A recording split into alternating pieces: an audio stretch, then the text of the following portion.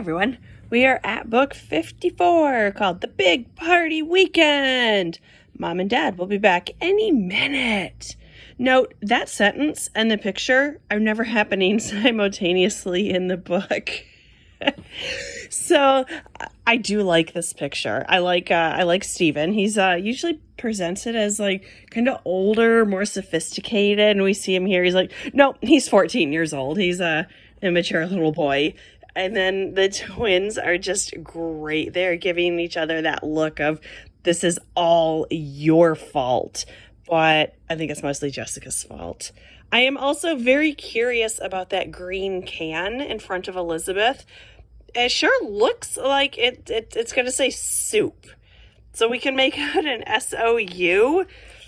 But then we look at the top and I think it's supposed to be soda, but those letters sure spell soup. So much like the cover, this book is a mess. Mom and Dad, as we saw in the previous book, they go to Mexico.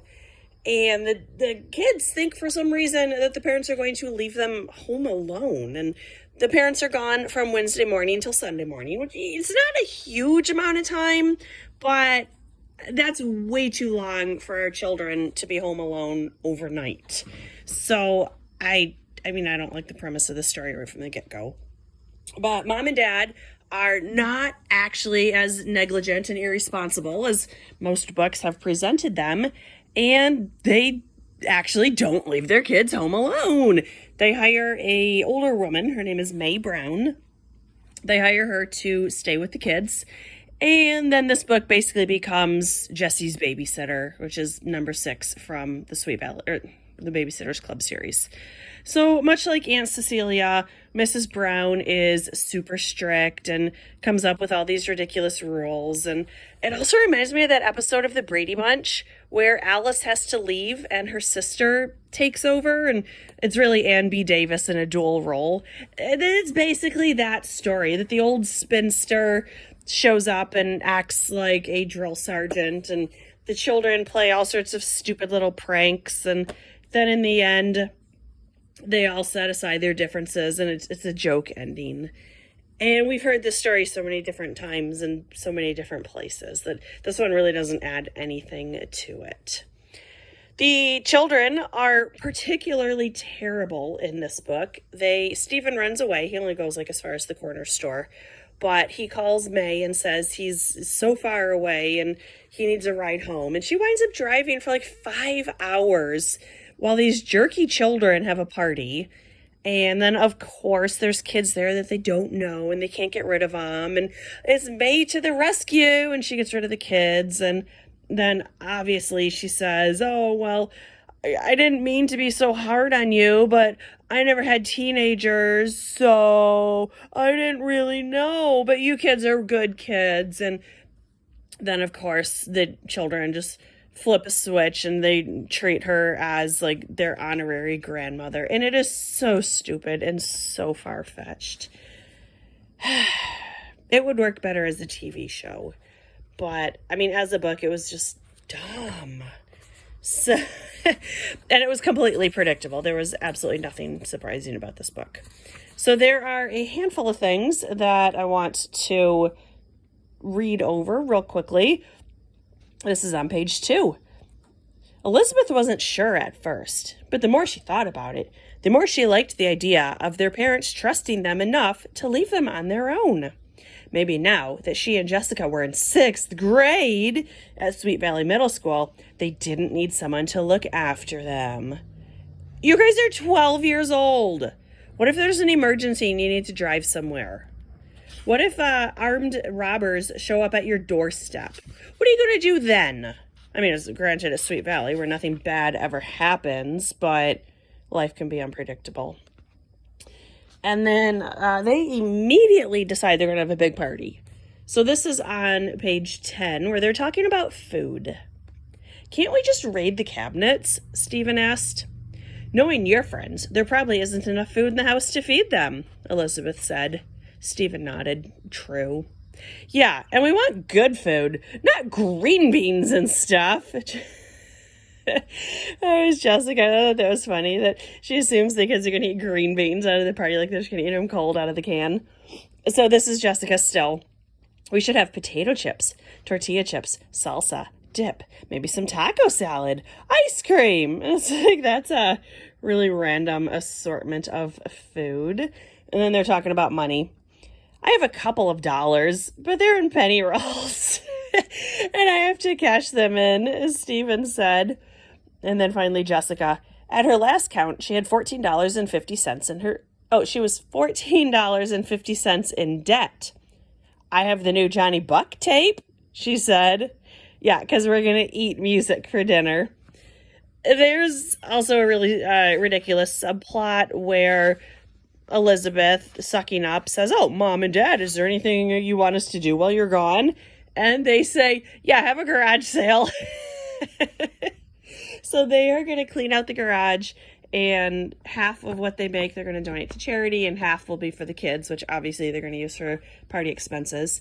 And Mom says, "Oh, but there's this one section that's curtained off, and make sure you don't sell anything there." And it's like, of course, that's total foreshadowing. And Jessica's going to sell this antique wooden rose, and stupid. But then Mae Brown just happens to see Elizabeth at an antique shop looking for it, and she's able to secure it back and whatever. So, page 18, Mrs. Wakefield. "We wouldn't feel comfortable leaving you by yourselves while we're so far away. If we were only going to San Francisco, we might feel differently." And they've never actually specified where in Mexico they're going. It's very likely that they are closer to home in Mexico than they would have been in San Francisco. But the series was never very big on the logic. Speaking of what, page 25. Jessica. "I don't care if she can cook. All the brownies in the world can't make up for ruining our party. And I don't want some stranger telling me what to do either. We haven't had a babysitter for at least 5 years. Jessica, you're in 6th grade. You're telling me you have not had a babysitter for the past 5 years? That means the last time you had a babysitter, you were in kindergarten. And I know your parents are negligent jerks, but I really doubt they were leaving their 1st grade twins and their 3rd grade son home alone. It's just preposterous. Typical Jessica. And then the first time they meet May, this is funny too, she can't tell the twins apart. And then when they correct her, she tells them to quit sassing. So I thought that was kind of funny. Honestly, this book is a lot more funny now that I'm thinking about it. I don't know, maybe I was just tired when I was reading it. I thought it was stupid when I read it, but now talking about it, it's a funny book. Although it's funny just in how ridiculous it is. So May won't let them have snacks when they get home from school. And she says, "When I'm in charge, there will be no snacks between meals. If you must have something, drink a glass of juice. It's much better for you." And that's just not true, May. Juice is pure sugar, and the body does not register liquid calories the same way that it does solid calories. Not that I'm saying a cookie is healthier, but, at least give them like a half sandwich and have some protein or a piece of fruit or something. But juice is just empty calories. And then finally, this is on page 67. They're talking about this rose that Jessica sold. Jessica, so how come she didn't have it in the house if it meant so much to her? Elizabeth, she said it was really fragile and she didn't want to break it. So why are you leaving it in the garage? That's just asking for a basketball to hit it. Or, I almost said, like a snowplow. They don't have snow in Sweet Valley. Like one of the bicycles couldn't accidentally fall on it. And this is just the stupidest thing. If this is such a valuable heirloom, and it's a piece of wood.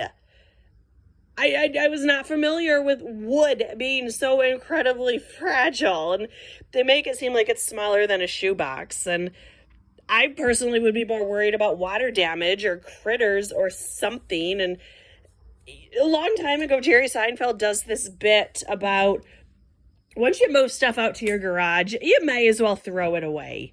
He said that garage and garbage are basically the same word. So everything in your garage is garbage.